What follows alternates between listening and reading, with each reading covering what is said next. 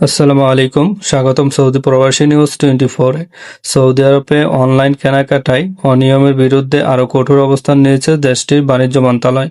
2026 সালের দ্বিতীয় প্রান্তিকে মন্ত্রণালয় দেশজুড়ে বিভিন্ন ব্যবসা প্রতিষ্ঠান ও অনলাইন স্টোরে 1,51,000-এর বেশি পরিদর্শন পরিচালনা করেছে। এ সময় 1,37,000-এর বেশি ভোক্তা অভিযোগ গ্রহণ করা হয়। সবচেয়ে বেশি অভিযোগ এসেছে অনলাইন স্টোর এবং পণ্য পরিবর্তন ও ফেরতের নিয়ম লঙ্ঘনের বিষয়ে।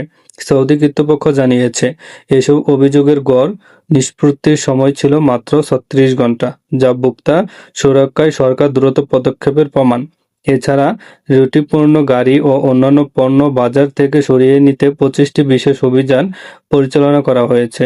এসব অভিযানের আওতায় 48,000-এরও বেশি পণ্য প্রত্যাহার করা হয়েছে। তাই সৌদি আরবে যারা অনলাইনে কেনাকাটা করেন তারা অবশ্যই বিশ্বস্ত বিক্রেতা থেকে পণ্য কিনুন এবং রিটার্ন ও রিফান্ড নীতিমালা ভালোভাবে যাচাই করুন। এই ধরনের গুরুত্বপূর্ণ সৌদি প্রবাসী আপডেট সবার আগে পেতে সৌদি প্রবাসী নিউজ 24 এর সঙ্গে থাকুন। ভিডিওটি ভালো লাগলে লাইক, শেয়ার এবং সাবস্ক্রাইব করতে ভুলবেন না। আল্লাহ হাফেজ।